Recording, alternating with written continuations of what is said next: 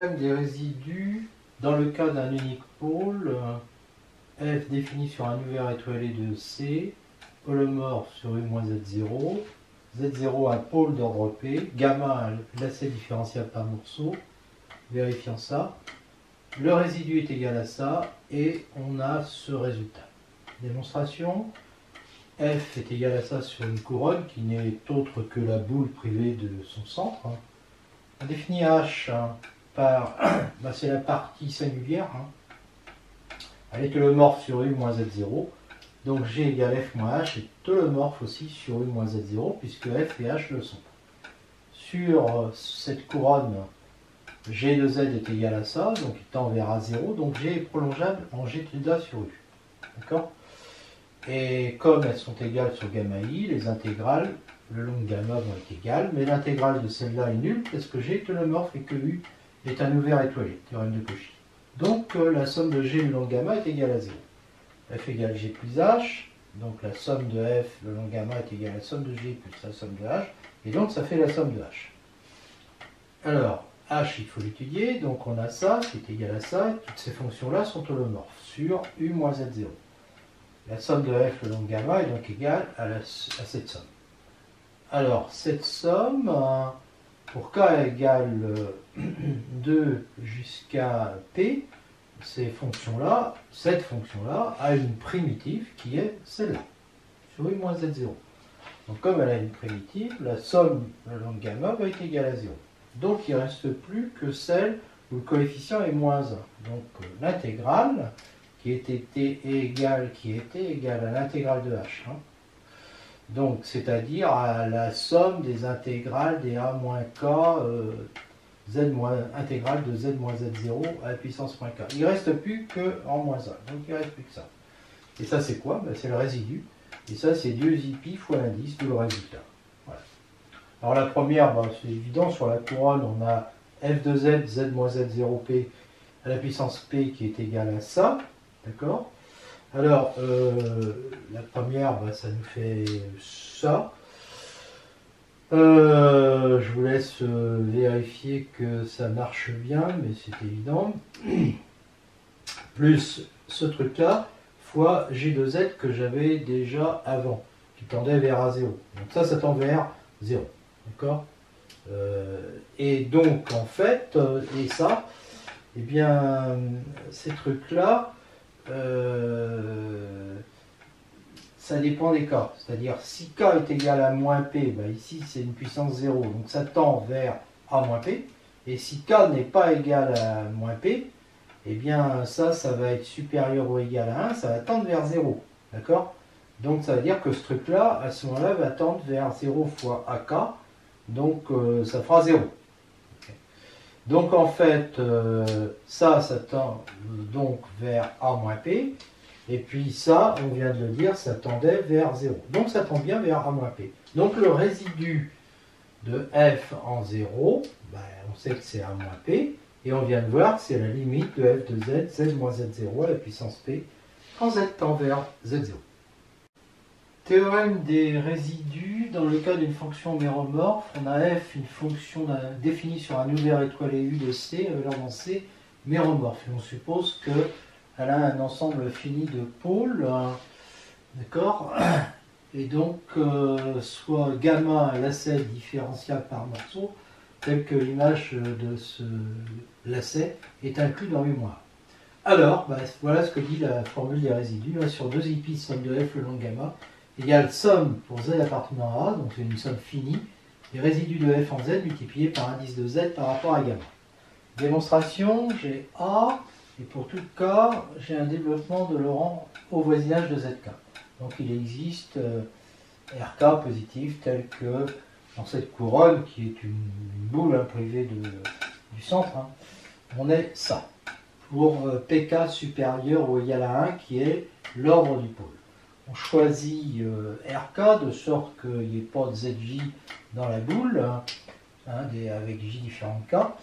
Et HK, sa fonction qui a Z appartenant à U moins ZK donne ça. Elle est holomorphe évidemment sur U moins ZK et f est holomorphe sur l'ouvert WK moins ZK qui est obtenu en prenant W de K, c'est U moins tous les LJ, J différents de K. Donc en fait ça c'est pareil que U moins A. D'accord? Donc gamma I n'est pas inclus là-dedans. D'accord? Puisqu'il n'était pas inclus là-dedans. Et ZK est l'unique pôle de la restriction de F à WK moins ZK, car si J est différent de K, ZJ n'appartient pas à WK. Donc, d'après ce qu'on a vu avant, 1 sur 2 IP somme de HK le long de gamma est égal à résidu en ZK multiplié par l'indice en ZK. GK est égal à F moins HK sur WK moins ZK. D'accord? Je définis cette fonction GK. Alors cet ensemble c'est celui-là, elle est holomorphe et sur cette couronne, GK de Z est égal à ça, qui tend vers AK0 quand Z tend vers ZK. Soit G égale F moins la somme des HK, définie donc sur U-A, holomorphe sur U-A, fiction K, G peut s'écrire F moins HK moins la somme des autres qui ne sont pas d'indice K. Donc ça fait GK moins somme des HJ pour J différent de K. Ça tend vers quoi? Le premier tend vers AK0, puis les autres, il suffit de remplacer Z, c'est pas des valeurs interdites, donc ça fait AJ de ZK, donc c'est borné. Quel que soit K, donc G admet un prolongement holomorphe G tilde sur U, on a démontré ça déjà. Gamma I inter A est égal à vide, donc G et G tilde prennent les mêmes valeurs quand Z est un gamma de quelque chose, hein, c'est-à-dire quel que soit Z appartenant à gamma et I. Donc les deux intégrales sont égales. Mais là c'est l'intégrale d'une fonction holomorphe. C'est donc égal à 0 parce qu'elle est holomorphe sur un ouvert étoilé. Donc théorème de Cauchy. F est égal à G plus ça. Donc la somme de F égale somme de G plus somme des HK. On divise par 2IP. Et on va, comme celle-là est nulle, on va obtenir la somme des 1 sur 2IP, somme des HK le long de gamma. Mais ça, on l'a ici, 1 sur 2IP, la somme des HK le long de gamma, c'est ça. Donc on va obtenir finalement, voilà, on obtient ça exactement, et ça, c'est bien le résultat.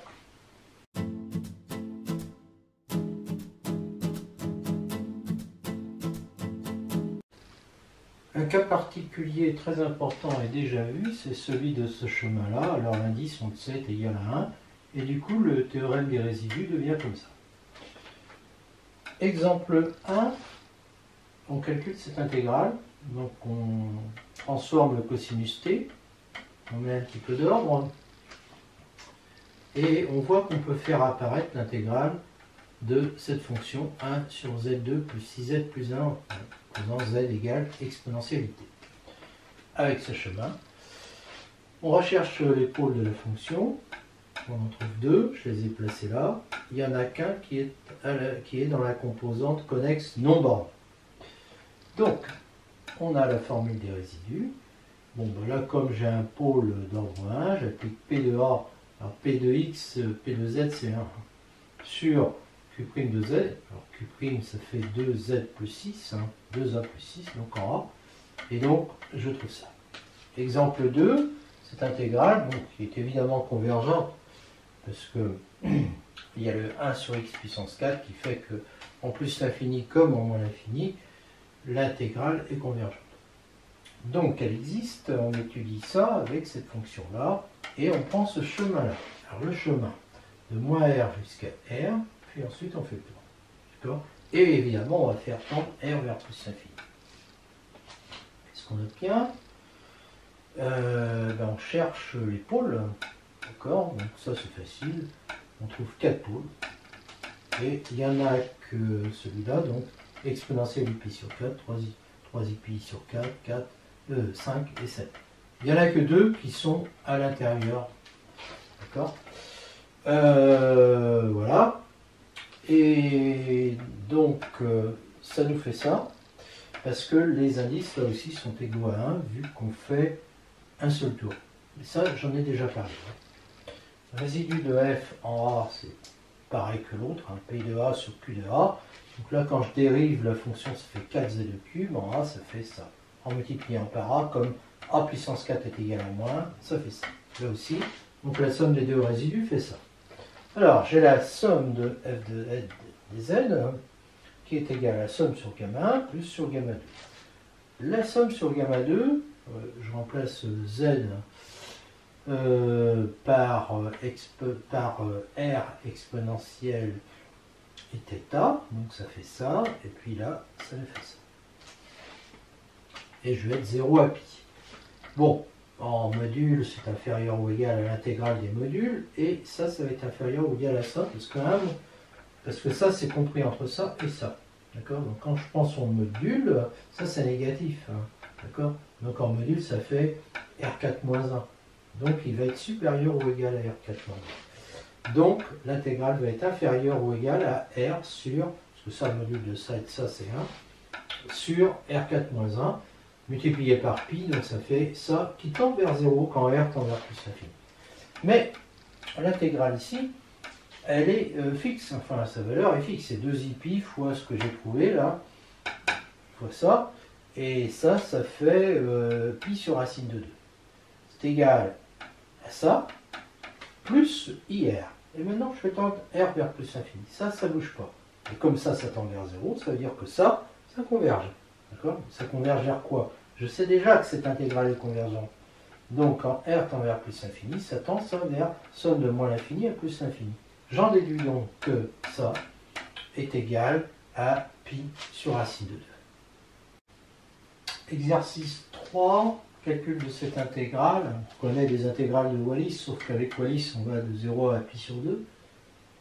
Bon, on a évidemment ça, je vous laisse regarder. Et donc, je vais m'intéresser à cette fonction-là. Il y a un z en plus, parce que là, z est à la puissance n, mais on sait que ça vient de la dérivée de l'exponentialité θ sous l'intégrale. Hein. Donc, on met ça, c'est un pôle unique, il y a un pôle unique 0, d'ordre n plus 1, le résidu du terme en z puissance moins 1 dans le développement de Laurent. D'accord, et le développement de Laurent, on développe ce truc-là, et puis ça nous fait ça. Donc, pour trouver le coefficient en moins 1, il faut que n soit égal à 2k, ce qui suppose que n est pair. Donc si n est impair, le résidu c'est 0. C'est-à-dire le terme en moins 1, il vaut 0. Et si n est pair, donc n est égal à 2p, et on a ça si k égale p. Donc le résidu est égal à p parmi 2p. P parmi 2p. Donc on prend gamma, hein, classique, et on étudie ça, et enfin, surtout qu'on applique le théorème du résidu. Alors ça est égal à ça. D'accord. Et là, alors bon, je vous laisse vérifier le calcul, c'est immédiat. Hein. Ça nous fait, et là je retrouve mon intégrale i fois 2 puissance n in. Donc, in est égal, il faut diviser par i 2 puissance n, cette somme qui est égale à 2i pi fois le résidu. Donc ça nous fait ça. Donc ça fait 0 si n est impair. Et si n est pair, eh bien le résidu, j'avais trouvé, c'est p parmi 2p. D'accord? Donc ça fait n sur 2 parmi n.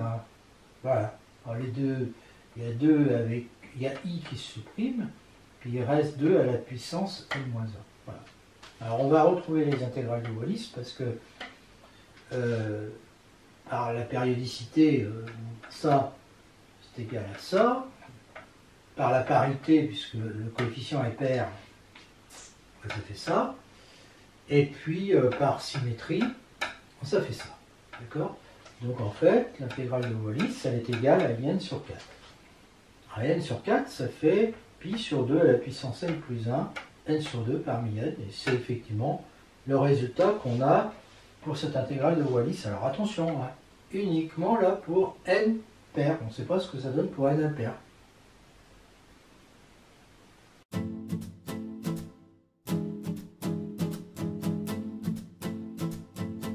De Jordan avec un secteur circulaire que j'ai représenté là, et on va prendre des chemins qui sont ici avec un petit r qui est plus petit que grand R. J'appelle gamma R. On suppose f continue sur tout ce secteur et on suppose que la limite de f de z facteur de z moins z0 quand z tend vers z0 est égale à a. Et bien alors l'intégrale, la limite de l'intégrale de f long gamma R est égale à ça quand R tend vers 0. Démonstration, on prend cette fonction, et donc après, c'est du calcul classique, je vous laisse vérifier. J'interprète la limite. et je prends R entre 0 et nu. Alors, j'écris que Z le long du chemin il est égal à ça, le long du chemin gamma R, hein. Et donc, module de Z moins Z0, qui va être égal à petit r, va être inférieur à nu, et donc je vais avoir ça. D'accord? Ensuite, l'intégrale de ça, non, le module de l'intégrale moins IA, θ2 moins θ1, donc je vais rentrer ça dans l'intégrale, donc en fait c'est A qui rentre dans l'intégrale. Hein? Donc ça va me donner I facteur de cette grosse intégrale. Le module de I c'est 1, donc ça fait module de l'intégrale, qui est inférieur ou égal à l'intégrale du module, inférieur ou égal donc à l'intégrale de ça entre θ1 et θ2. Et évidemment, ça fait epsilon. Donc, l'intégrale de f le long de gamma r tend vers IA θ2 moins θ1, puisque ce que j'ai fait, c'est ça, et que j'ai rendu ça inférieur à epsilon. Cas particulier, A égale 0, A égale 0, on a tout de suite le résultat, hein, puisque limite de f de z, facteur de z moins z0 est égal à z0, la limite de l'intégrale de f le long de gamma r va être égale à 0. Le second lemme de Jordan, on considère un secteur circulaire. Cette fois-ci, c'est celui-là. Au lieu d'être inférieur à R, c'est supérieur à R. D'accord? Il est toujours le même chemin et on suppose que f de S vers C est continu. Alors, si on a cette limite, alors on a ça. Donc c'est le même genre de résultat, il n'y a que là que ça change. Alors, une première remarque, c'est que dire ça, c'est équivalent à dire ça. C'est évident, hein. Je vous laisse regarder la démonstration. Si on prend z, module de z moins z0 est évidemment inférieur ou égal à module de z plus module de z0. Donc si on prend module de z moins z0 supérieur à m plus module de z0, donc ça supérieur à m plus module de z0, on va avoir module de z supérieur à m, et donc on aura ça. Donc j'ai bien ça qui implique ça. Et inversement, si on a ça, ça fait ça. Et à ce moment-là, si je prends module de z supérieur à m plus z, module de z0, comme on a l'inégalité triangulaire, on en déduit ça. Et donc on a ça, et donc on a ça. Alors maintenant, oui, autre chose. Dire ça, c'est pareil que de dire ça. Dire la limite de f de z facteur de z moins z0 est égal à A, ou z f de z est égal à A, c'est pareil. En effet, dans ce sens-là, je vais dire que z0, parce que en fait, dans les deux cas, on a z0 f de z qui tend vers 0. z0 f de z, c'est z0 f de z, z moins z0 divisé par z moins z0. Mais ce truc-là, ça tend vers 0. Pourquoi? Parce que ça tend vers module de z0 fois a divisé par un truc qui tend vers plus l'infini. Donc ça tend bien vers 0. Donc zf de z qui s'écrit z moins z0 f de z plus z0 f de z, ça tend vers a, ça tend vers 0, ça tend vers a. Et inversement, si on a ça, eh bien on considère z0 f de z, on l'écrit comme ça. Et ça tend vers module de z0 fois a divisé par plus l'infini, donc ça tend vers 0. Donc z0 f de z tend vers 0, et donc f de z facteur de z moins z0 qui est égal à f de z fois z qui tend vers a moins f de z fois z0 qui tend vers 0, ça tend vers a. Alors dans la démonstration proprement dite, c'est la même que tout à l'heure. Donc on a ça. Voilà, je vous laisse. Et puis si je prends r supérieur à m, et z égale à ça, z moins z0 en module est égal à r, il est supérieur à m, et donc je vais avoir ça. Et donc du coup, l'intégrale moins ia facteur de θ2 moins θ1 en module, ça va être égal à ça. Je vais rentrer ça dans l'intégrale, hein, je vais me retrouver à ia, avec ia. Puis après, comme je prends le module de i est égal à 1, donc je obtiens ça. Je vais rentrer le module dans l'intégrale. Et donc ça va être inférieur ou égal à quoi? À epsilon sur θ2 moins θ1 que j'intègre entre θ1 et θ2 qui me fait epsilon. Donc la limite de f sur gamma r quand r tend vers plus l'infini, ça fait ia facteur de θ2 moins θ1. Alors évidemment, si a est égal à 0, on a ça qui implique ça. Le lemme 3 de Jordan, avec ce secteur circulaire défini comme ça, donc dans le demi-plan y positif. On suppose que f est continu sur ce secteur, et pour r supérieur à r, on prend ce chemin. Alors, si la limite de f de z, quand module de z est égal, tend vers plus l'infini est égal à 0, alors la limite de la somme sur gamma r de f de z exponentielle iz dz, quand r tend vers plus l'infini, sera égal à 0. Démonstration, f est continue sur ce compacte, donc majoré. Limite de f de z quand module de z est égal à plus l'infini, donc on a ça. Donc si r est supérieur à a, bah on a ça, qui implique ça, et qui va impliquer que mr, qui est déjà positif, est entre 0 et epsilon, donc on vient de démontrer que la limite de mr en plus l'infini est égale à 0. Soit alpha r, le module de ça. Je vais démontrer que ça fait, la limite est égale à 0. Donc, du classique, je remplace z par r, c'est gamma r, donc r exponentialité, c'est-à-dire cosinus t plus sinus t, d'accord. Et puis, bon, là, il faut penser à dériver. Bon, je majore en faisant rentrer le module sous l'intégrale, d'accord. Et puis en disant que le module d'exponentielle ir cosinus t, ça fait 1, ça aussi, donc ça fait ça. Et donc ça fait ça, que je peux majorer par ça. Pourquoi? Parce que j'ai le droit de le majorer comme ça, parce que ça, en fait, c'est supérieur ou égal à 0. D'accord. D'accord. Donc ça fait... Et puis là, je me ramène à pi sur 2, grâce à cause de ce qui va suivre, en disant que sinus pi moins t est égal à sinus t. Donc ça me fait ça. Alors maintenant, je prends cette fonction, définie classique, je la dérive pour t différent de 0, et je vois que la dérivée est du signe de ça. Donc j'ai étudié ça, et sa dérivée est négative. Donc ça veut dire que v négative, v est décroissante, et comme v part de 0, et bien avec u' du signe de v, je vois que u' est négatif, donc u est décroissante. En 0 ça fait 1, en pi sur 2 ça fait sinus pi sur 2, c'est-à-dire 1 divisé par pi sur 2, ça fait 2 sur pi, donc j'obtiens qu'on a ça. Donc ça, etc. Puis ça se suit. Très facile. Donc alpha r, qui était inférieur ou égal à ça, va être inférieur ou égal à 2r mr, somme de 0 à pi sur 2 de moins 2r d'exponentielle moins 2rt sur pi dt. Et ça peut s'intégrer. En faisant ça, je vous laisse vérifier. Et ça nous fait ça. Le 2 est parti, puis je vais plus le renverser en mettant l'exponentielle 0 en premier. Bon, ça c'est négatif, c'est inférieur ou égal à 1, parce que R est positif.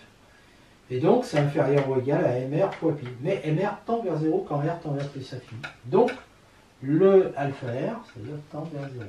Et donc ça veut bien dire que la limite de l'intégrale de f de z exponentielle z sur gamma r quand r tend vers plus infini est égale à 0.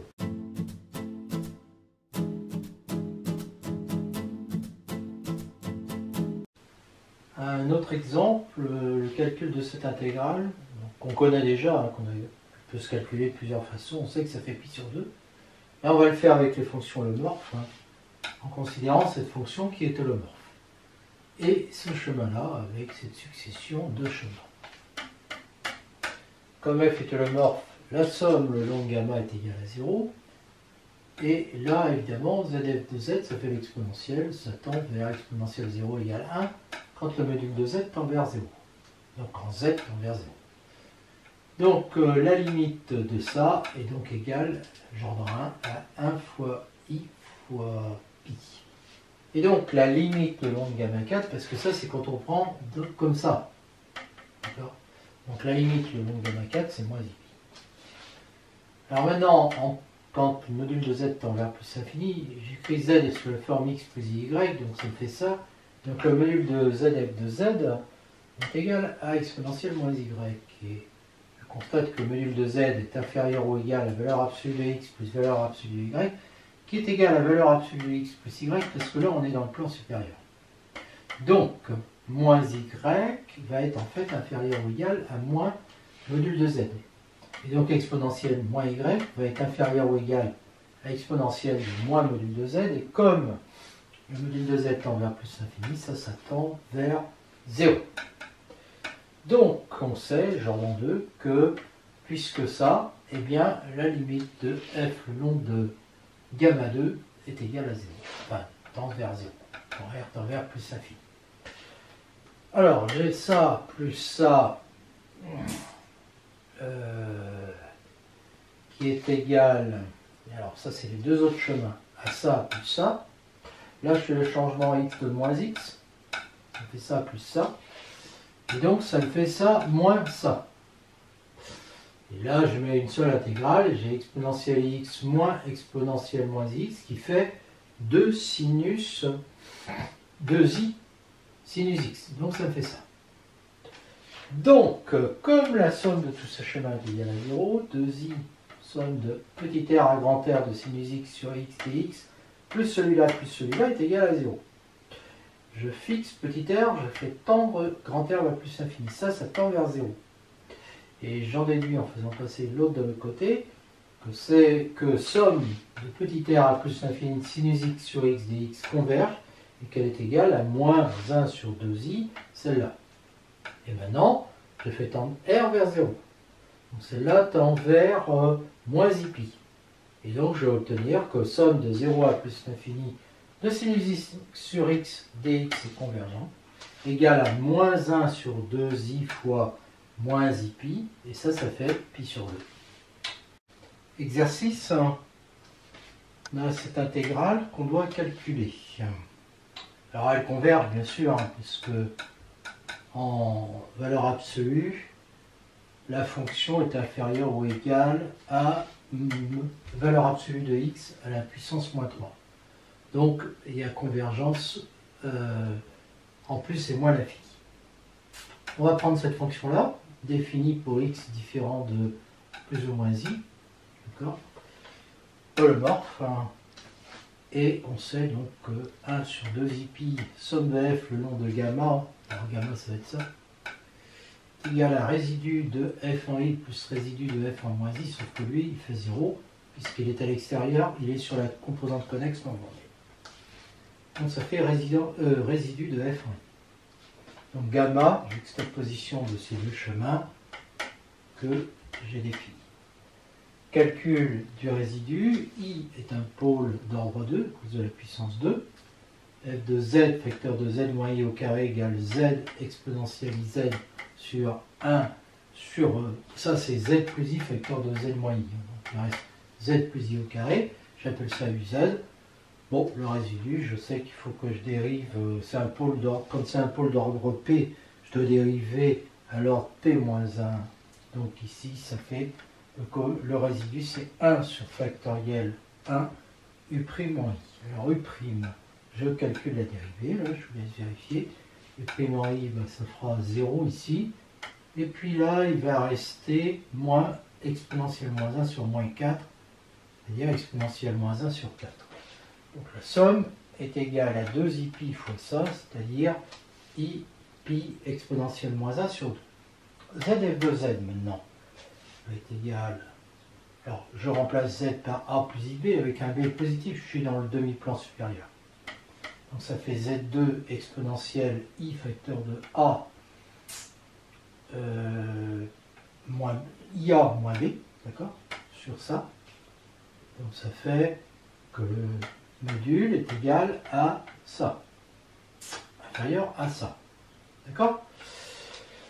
Mais le module de z 2 est inférieur ou égal au module de 1 plus z2 plus 1, et donc le module de 1 plus z2 est supérieur ou égal à ça. Bon. Ça va être positif parce que je m'intéresse au cas z tend vers plus infini, donc je peux toujours supposer module de z supérieur à 1. Module de z f de z est donc inférieur ou égal à module de z au carré sur ça, et ça tend évidemment vers 0 quand module de z tend vers plus infini, puisqu'il y a la puissance 2 divisée par la puissance 4. Donc d'après le lemme de Jordan, la limite quand r tend vers plus infini de f sur gamma r est égale à 0. Et comme on a ça, on en déduit que ça est égal à ça. Donc ça veut dire que somme de moins r à R de t exponentielle it sur 1 plus t au carré, hein, je remplace z par t, hein, c'est le deuxième chemin, hein, d'accord? Donc ça fait t exponentielle it sur 1 plus t au carré dt, ben, quand R tend vers plus infini, donc ça veut dire qu'elle est convergente, cette intégrale. Alors, elle est convergente et puis elle est égale à ça. Bon, mais je rappelle qu'on a ça.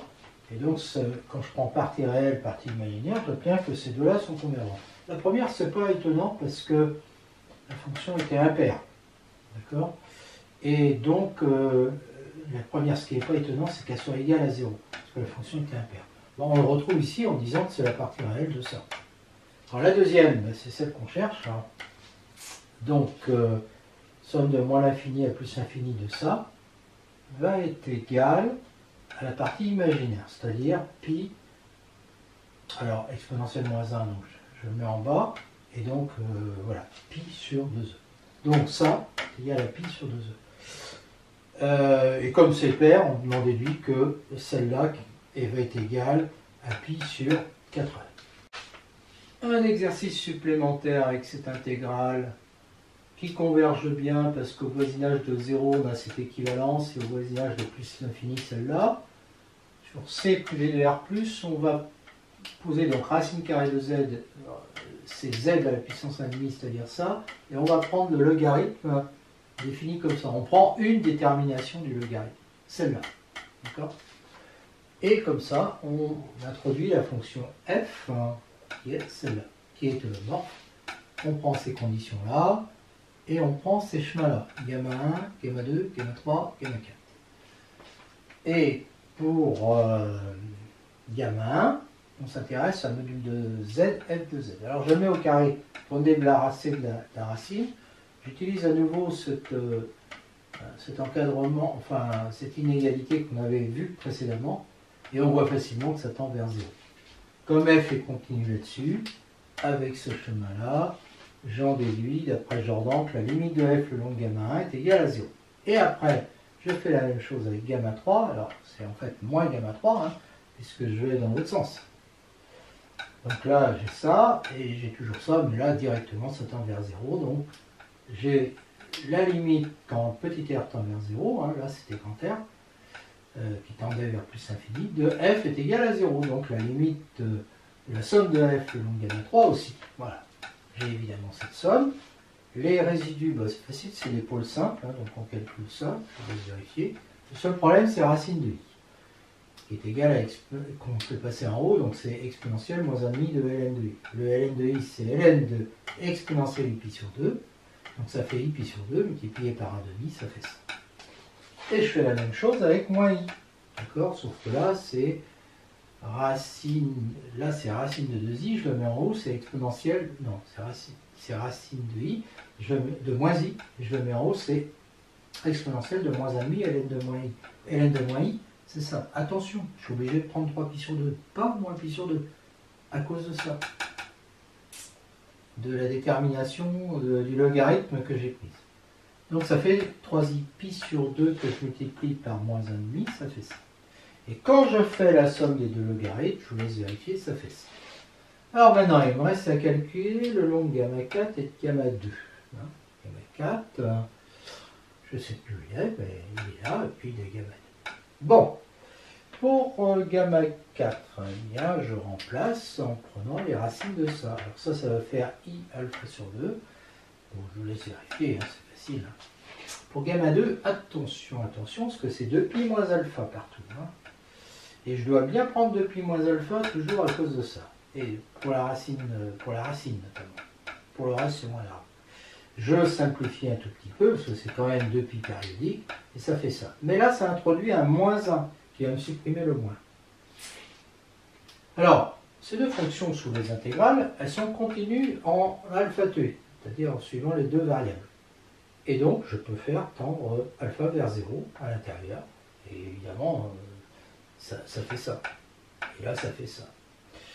Et donc, finalement, de cette égalité-là, je vais obtenir que deux sommes de R à grand R de dt sur racine de t 1 plus t2 dt, oui, bah c'est ça, oui, plus la somme le long de gamma 1 plus la somme le long de gamma 2 est égal à 2i pi mes résidus, la somme de mes résidus que j'avais trouvé tout à l'heure. 2i pi racine de 2 sur 2i. Sauf que lui il tend vers 0 quand grand R tend vers plus infini, et lui il tend vers 0 quand petit r tend vers 0. Donc ça veut dire que quand r tend vers 0 et quand r tend vers plus infini, eh bien ça va faire ça. C'est-à-dire que cette intégrale-là est convergente et sa valeur est égale à 1,5 de ça. Donc ça fait pi racine de 2 sur 2. Un autre exemple avec les intégrales de Fresnel qui sont là. Bon, on les a déjà étudiées, hein, donc pour montrer qu'elles convergent, ben, c'est un travail que j'ai déjà fait. Donc on regarde ce qui se passe au voisinage de 0 et on voit que ça converge. Et puis on fait une intégration par partie pour voir que ça converge au voisinage de plus infini. Donc c'est facile. C'est la même chose pour J. Alors, pour les calculer avec les fonctions holomorphes, ben, on considère cette fonction et ces chemins-là. Donc la somme de f le long de gamma 1, c'est ça. Et pour gamma 3, alors gamma 3, il faut bien voir que je vais dans ce sens-là au lieu d'aller dans celui-là. Donc je prends l'opposé et z2 est égal à ça. D'accord ? Donc f le long de moins gamma 3, ça donne ça. Alors le long de gamma 3, ben, il suffira de prendre l'opposé. Pour gamma 2, ça me donne que la somme de f, ça fait ça. Il ne faut pas oublier de dériver. Et en module, les exponentielles s'en vont. Il ne reste plus que ça. Je fais un petit changement de variable pour me ramener à du sinus. Et là, j'étudie cette fonction-là tout simplement pour arriver ici. C'est un travail que j'ai déjà fait avant. Donc c'est une petite étude de fonction qui me permet de voir que sinus t sur t est supérieur ou égal à 2 sur pi. Si donc là, je vais dire que cette intégrale-là est inférieure ou égale à celle-là, où je remplace mon sinus θ par 2θ sur pi. Et là, du coup, je peux intégrer. Ça me fait ça. Et donc, ça fait ça. Et ça, c'est inférieur ou égal à pi sur 4r qui tend vers 0. R tend vers plus infini. Alors, comme j'ai ça, égal à 0, hein, il n'y a pas de résidu, c'est une fonction holomorphe. Eh bien, somme de 0 à r d'exponentielle moitié de dt, ça c'était sur gamma 1. Ensuite, il y avait l'autre sur gamma 2 qui tend vers 0, puis il y a celle sur gamma 3, mais j'avais dit que je prenais l'opposé. Gauss me dit que la première, donc c'est une intégrale de Gauss, est égale à racine de pi sur 2. Et donc comme il y a 0 ici, je fais passer de l'autre côté et je divise, je vois tout de suite que cette intégrale est convergente, qu'elle est égale à ça, c'est-à-dire à ça. Alors elle est convergente, mais c'est exponentielle de moins it2, donc c'est cosinus de t2 moins i sinus t2. D'accord ? Donc ça veut dire que ça, c'est la partie réelle de ça, et que moins ça, c'est la partie imaginaire de ça. Donc j'obtiens facilement ces deux résultats. Un autre exemple avec cette intégrale dans lequel on fait ce changement de variable t égale 2x. Alors je suis un peu fatigué. Donc soyez pas surpris. Et donc j'obtiens ça. Alors la convergence de J implique évidemment celle de I. Alors pourquoi est-ce que ça converge? Parce qu'en plus infini c'est équivalent à ça. Et que racine de 3 sur 2 moins 1 est négatif. Et qu'en moins l'infini c'est équivalent à ça, puisque ça tend vers 0. Et donc c'est convergent et donc I aussi. Alors comme je vais remplacer T ici par Z, je m'intéresse à cette équation qui me donne ça. Bon, je vais très vite parce que c'est très simple. Et donc j'ai une fonction f définie comme ça sur cet ensemble, évidemment holomorphe, puisque composé de fonctions holomorphes, et pour l'étudier, je prends ce chemin-là. Gamma 1, gamma 2, gamma 3, gamma 4.